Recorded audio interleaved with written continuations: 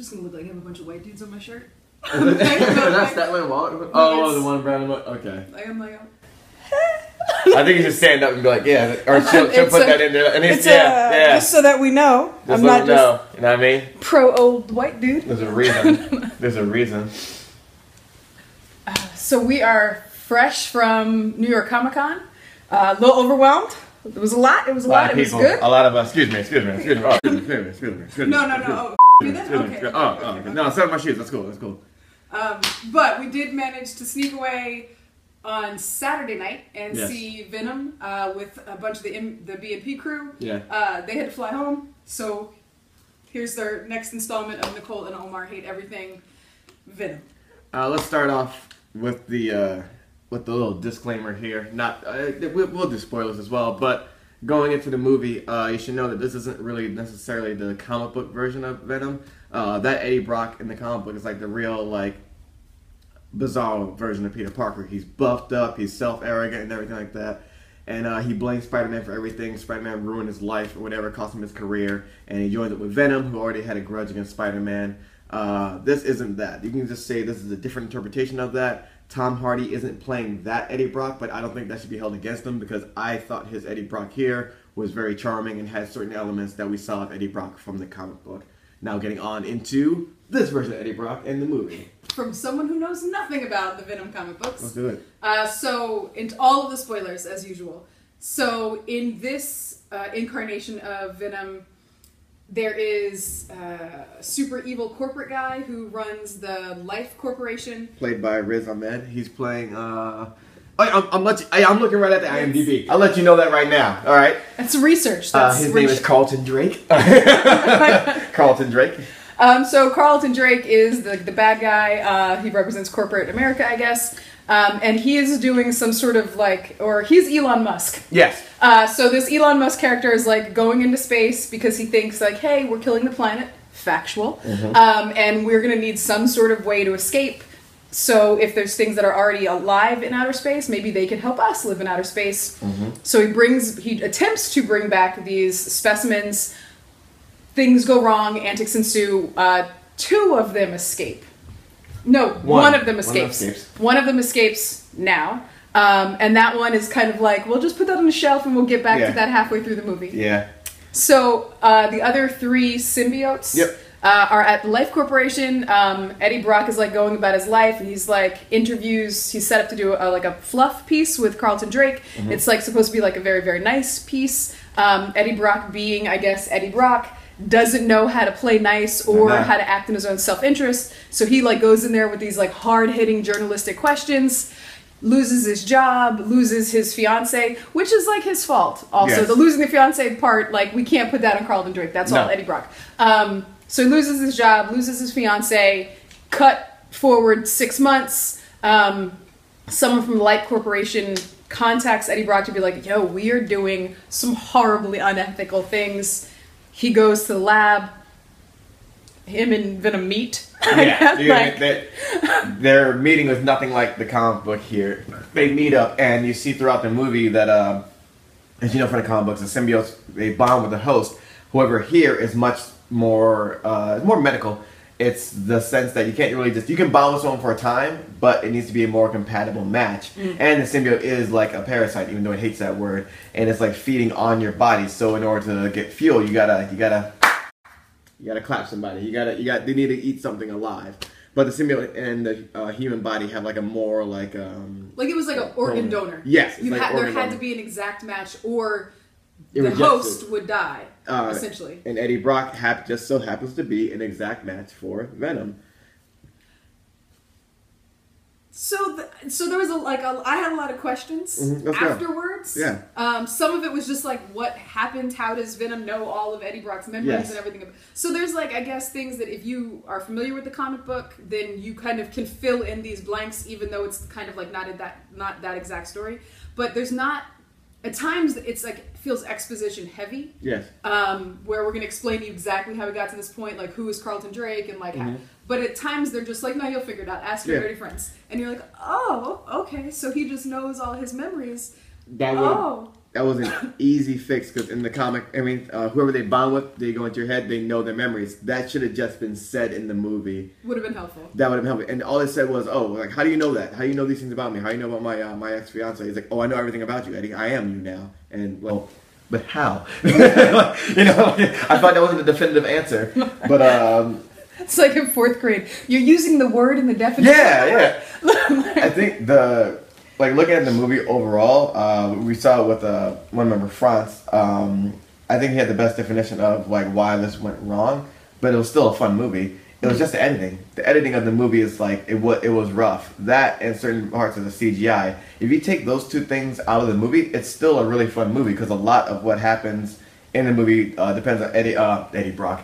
Tom Hardy kind of like acting with himself, but like talking to Venom, and their interactions are hilarious. It's a really funny interactions, and I felt like the marketing of the movie might have been done wrong because we thought it was gonna be all dark and so a lot of people were disappointed. But I'm like, oh, they got humor in this. Like this is great. This is like funny and it was realistic. Like, you know, he's jumping from these like out these buildings and these windows which he's never done before. And Venom's like, oh, you want to go up this building? Why didn't you just say so? Shooting him up. He's like, I got a fear of heights. And then it came to like getting back down. He's like, oh, jump. Just jump out the window. And then you see Eddie like taking the elevator. He's like, oh, you're a punk. And he's like, fine.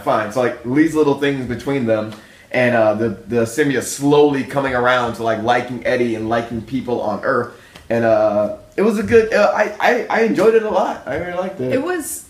I think there was this tension between what I expected going in and what I got. Yes. And so, I mean, it was like the opposite effect of when everybody's like, this movie's going to be so good. Mm-hmm. And then you go see it and you're like, oh, it was okay. I mean, every single person I know was like, this movie's horrible. And so I went like, all right, well, I guess I'm going to see a horrible movie. But like, it was just lighthearted and fun. Yes. What is it going to win an Oscar? Like, no. Is it like the best in the MC universe? No. But like Sony. It's in association with Marvel. Yeah. No, but I think it like he's not exactly with me, but like he know my cousin. Like, and I feel like it might be the best in the Sony because I'm like this might be one of the better. Like you said it before, you liked it better than Wonder Woman, and I gotta agree with you on that. Eddie Brock is a more likable protagonist than the Wonder Woman we got in that movie. Yes. I wasn't ready for the buddy cop aspect of it when there's only one buddy. Yeah.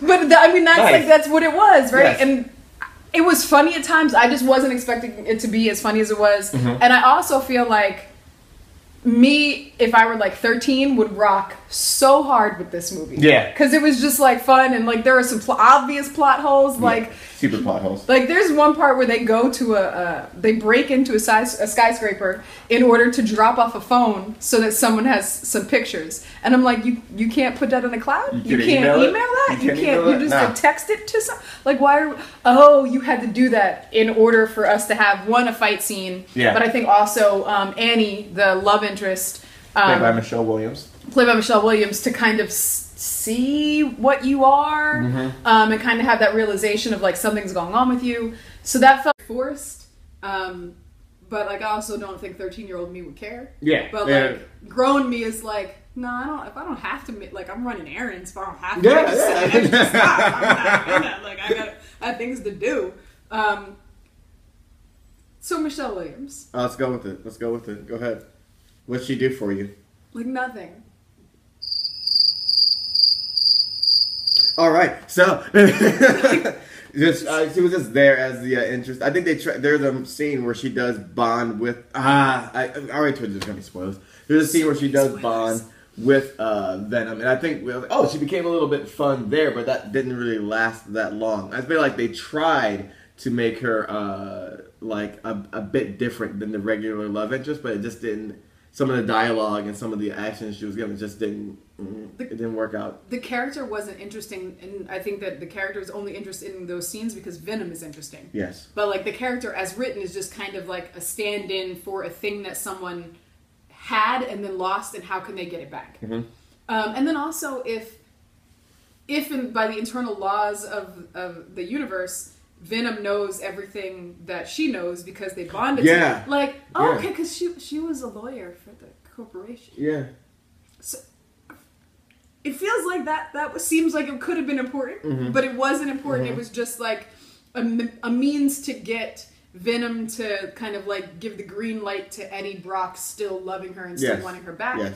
But with all of the other kind of things that are, if he bonded with her, then he knows everything she knows. Yes. And she had access to important information, but that never comes back up, and we were just supposed to forget about it. I didn't even realize that. I was like, oh, hey, you're right. She was a lawyer. Like, she was getting confidential briefs. Yeah. Like, it seems like something Venom, like, since, like, spoiler, the confidential briefs had to do with, like, Venom's friends. Yeah. Like, that were being held by the Life Corporation. So that seems like important information. Speaking of his friends, Riot makes a appearance, and I don't know if you guys remember, if you're comic book guys, you remember back when there was like a whole like a symbiote wars kind of thing happening in comic books, where Venom gives birth to Carnage, Carnage has offspring as well, and there were these other symbiotes running around.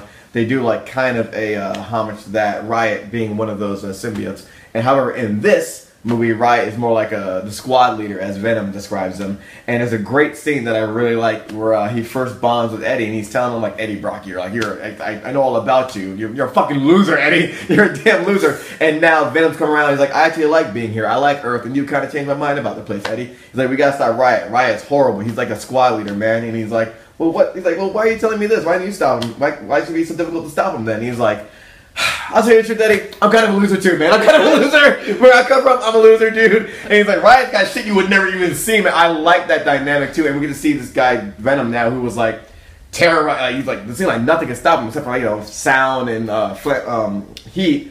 It was good seeing. It was a good power balance. And now seeing him get worked by Riot, like, oh shit, like you're not even the biggest dog. You're not the biggest dog in the yard, man. Like he got fucking worked over. But it was good. I like that. They did a lot with the fight scene, and maybe some CGI wasn't that necessary, but it was still nice. It was cool. It was still a cool thing to watch. It's surprising. It was surprising. So on that, if we're gonna let's pivot. Yeah. With surprising the soundtrack. Oh man, that was weird. There were times when I felt like I was watching a romance between Eddie Brock and Venom. Yeah. Like the music was just all violins. And you're just like, what are they? Even though Annie's there too, like, wait, who's this for? The scoring was really weird for that. There was a lot of just moments where I was like, should I look away? They might need some privacy. I don't. I'm not sure. I feel slightly uncomfortable. Going with, I guess when I was saying the CGI, they didn't really need that much of that, because it just looks like, blah, like, blah, blah, like, I think a better fix, would have been, maybe this involves licensing and whatnot, but I think there should have been maybe one connection Eddie Brock had to Spider-Man. Maybe he got fired because of him, or maybe he dove too deep on him or something like that, and there should have been like just maybe a reference to him, like, oh man, Spider-Man. And that would have gave freedom to use the symbiote as like a webbing, more web-like, instead of just like this alien like gunk. Even maybe that was why they had to separate it. But I think just making it look a little more lifelike and web-like would have helped. It felt like in Terminator. It felt like the liquid metal. As more than what I thought it was going to look like. Yeah, I guess. And it makes you wonder, because why was Riot able to create these blades and everything, and Venom's more like a. Again, Franz was like, yo, he had his moveset from Marvel vs. Capcom 2, the video game, where he like make a bigger fist of himself, make a shield. Like, he really had the moveset from Marvel vs. Capcom. It's like, well, why couldn't he do what the other was doing then too? They didn't really explain why. Kind of a loser. Yeah, that was it. Like, they were like, Ciara starts playing in the background, level up. I love that part of the movie.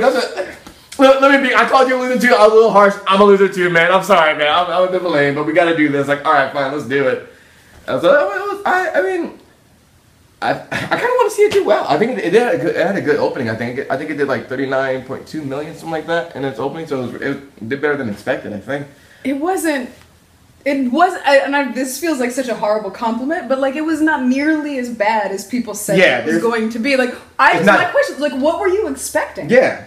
Like, it's not Infinity War. It's not Black Panther. Like, it's Venom. And, like, you could tell from the trailers that, like, it wasn't going to be that. And it felt more, like, aligned with Thor Ragnarok in terms of, like, how there was humor infused and everything. It was, like, a different, less dark humor. because I felt like Thor Ragnarok was like very sarcastic. Yes, and cute. So it spoke to my heart. But, like, this was just a different, like, kind of, I don't want to say lowbrow, but like, I mean, like, he says turd as a joke. Yes. Like, so, I mean, so lowbrow. Like, You're I mean, again, not to sound like an insult, but you're meeting the movie where it's at. Like, all right, this is where it's here. It's good for where it's at here. Like, this is okay. This is good here. And there are like people saying, "Oh, it's Catwoman bad." It is not Catwoman bad. It's not Justice League bad. It is not Batman versus Superman bad. It's an enjoyable okay. I don't want to call it a bad movie. It's enjoyable. The dialogue stuff is rough, but like it's all right. It's okay. I'd watch it again on TBS, TNT. I was gonna be like, but would you watch it while you're folding clothes? Would you watch it while like? I just sit down and be like, oh yeah, Venom's on. Like, all right, I can do that. I would put it on while I was cleaning. Yeah. On a Sunday. Then I could move around and like be like, ha ha ha, like that. You are a loser, and then like wipe a table off or something. Like, should we get into the post credit scene? I don't. Are we spoiling? Like, I feel like there should be like a hardcore spoiler. I won't. If you stay for the scene, it's inevitable. And it's also a good inevitable, so it does make you look forward to the second. It sets up a lot of possible sequels. Yes, for the first one and the second. There's two scenes. The second scene sets up a lot of that they acknowledge something. It sets up a lot of possibilities for the future. Should we get into some tests? Did it pass? Let's do tests. That we know it didn't pass. What test did it fail? It definitely failed the Bechdel test. I don't think two women speak to each other at all in the movie. There are two women. One is Annie and one is Dr. Dora. We're going to just call her Dr. Dora like she's a chiropractor. Maybe Dr. Collins, maybe? Dr. Collins. Dr. Dora Collins? Let's go with Dr. Dora. Dr. Dora Skirth. Oh, Skirth. Okay. Yeah. Nice. So those are the only two women. They're never in a scene with each other. One is the love interest and one dies. Yeah. No. One of the trying to do right. No. There's only one person of color in the movie. The store owner, Mrs. Chen. Oh no, there's two. Mrs. Chen played by Peggy Lou. Oh, and the guy that bought the symbiote. The main character. One of the antagonist. Then there's three. Oh, my fault. Riz Ahmed, Peggy Lou, Mrs. Chen. And remember the dude that the symbiote bonded to? The black dude. And I was like, of course, it's the black guy that's suffering. No. Yeah. I don't remember this at all. Yeah, so that three. Did they talk to each other? No. They did not. My man he got talked to, but he did not get... there was he did not... They did not... Yeah. No, and there's maybe a fourth. You want to count the what is supposed to be, but this is like a horrible stereotype. I want to say this is supposed to be like a Latinx gang member. Oh yes. You're right. So he does talk. Yes, he has lines, but he is. He does talk to Mrs. Chin when he's extorting her. Okay. So yay, you passed the racial Bechdel test. Congratulations. They land in Malaysia, so there's your big part of brown people you'll see there. And yet the signs were in English. Yes. Is that like a thing? Because I don't know anything about. I don't like. I'll admit my ignorance. Like, is that like is English the language of Malaysia? Because the signs were in the airport. No, like the signs like outside of the like. I wouldn't know. I wouldn't know. Yeah. So I mean, it passes on a technicality. Yeah. Okay. So brava, I guess, for your pioneering work in race relations. Aliens got more screen time than people of color. Yay! Let's go with that. Yeah, that's it. Should we talk about? Should we like a little slight in for Riz Ahmed as a villain? I liked him as a villain. He had that. He was the villainous Elon Musk, and he had like a really, really, really big. Is it a complex? Is it a complex? Is it a God complex when you consider yourself God? I don't know what else it could be. Oh, I thought it was like God. Okay. Okay. Yeah. Like this is. I mean, he was a terrifying villain because he felt like, oh yeah, I'm justified. This is you exist in the world. Yeah. There's a guy right now. Like this. I guess the scariest part about this movie is not like the Venom part, but the like unethical business practices using poor people, which we know, using poor people and other marginalized peoples as as guinea pigs, literally. You know, that happened in Tuskegee. Yes. So like that felt terrifying in the fact that it could be so real, and I guess he was charismatic in the way that a cult leader is I was about to say he was a great corporate cult leader. He was there's a dude named Isaac, the first guy that was going to be experimented on with the symbiote, which he rushed to happen too. And he's like, Isaac, that's a biblical name. No, we forget that we thought that Abraham was one sacrificing. It wasn't Abraham sacrificing. Isaac was sacrificing when he thought God left us. And don't worry, Isaac, your sacrifice won't be forgotten because I won't leave you. And we're all just like, these motherfuckers just call himself God. Oh, damn! Like he was like playing them roles. He was good. Riz Ahmed was good, man. He was. It was just a weird when they had that fight scene between him and Eddie Brock. I'm like, oh, clearly you're losing this. Like, I'm like, Eddie, you get your ass beat by this pencil pusher, man. You're like, come on, you deserve to take this L. But Riot, he had Riot. Yeah, so, yeah, right. Man, yeah. Let's circle back to Michelle Williams. Okay, we're going back. We're gonna So I didn't believe most of the scenes that she was in. Okay. I felt like there wasn't like whatever that like chemistry thing spark? is that spark, that chemistry. I don't think that she had it with Tom Hardy. But I don't know if it was just Tom Hardy because there was another gentleman in the movie that she was like in a relationship with. She felt oddly like a placeholder. Like, we need a love interest. Put in this cutout. You were shaped like a love interest, and then all right, now we're gonna do these scenes. But it felt like she could have been a body double. Yeah, yeah. And I don't know if it was the character or I honestly can't separate whether it was the character or the actor. But like. I didn't feel anything between them at all. Like he's fighting, like he wants her back. Why? But I didn't get really anything from it. And even there's like a scene where they're like making out, and I was like, oh, like they could be cousins. Yeah, oh God. Like I don't like that's the level of like heat I felt between them. Like, and I was like, oh, okay, all right. Enough said. All right. So like that was a weird thing, and I'm assuming she's gonna be back if there's a sequel. I'm assuming she's gonna be back. I wouldn't be surprised if she wasn't back in the sequel. But Timmy did say, we like her. Like, yeah. So, okay. There was a lot of banter. There was great banter. I like the banter. Tom Hardy did his thing. Yeah, man. Talking to himself. That seemed hard, because he also had to act like, you know what it reminded me of? Men in Black. Mm-hmm. When the guy is like, dragging his like half dead body through the street. Yeah. Seen him talking. That's what it felt like. Tom Hardy had to act like his body didn't belong to him. Yeah. And that it was moving without his will. And there were parts where I was like, oh, that looks like you were possessed by something. So that was sense. I think he did a good job with that. We ready to do our scores here? This isn't even product placement. I'm just really thirsty. So it's been Comic-Con will drain you, like emotionally, financially, and fit. Like my legs hurt. Yeah, my thighs are burning, brain. Yeah, I guess we can do scores. Go first. Go ahead. Do it. I'm gonna give this. Take the reins. A 6.5. Mm-hmm. Parasitic infestations. Ooh, that's out of. I know, doesn't that sound like gross. you need ointment? Out of 10. All right, I see your 6.5.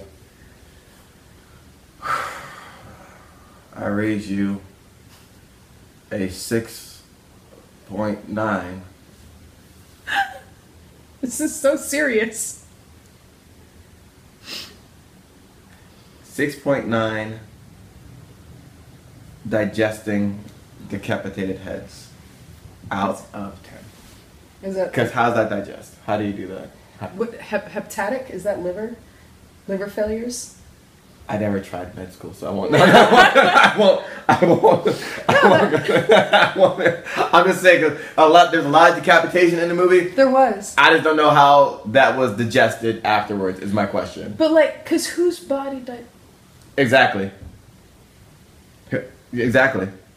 Now I have a lot of like I have questions that require diagrams. Yeah, there's anatomy now. Anatomy gets involved. Like racism gets involved now. And on that confusing and somewhat horrifying note, we will see you next episode of Nicole and Omar Hate Everything. Have a good night.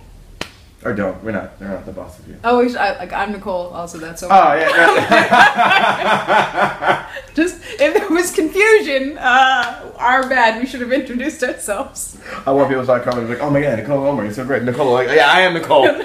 I've ruined the name. Everyone thinks that everyone is Omar. Oh, God. End it. End it. End it.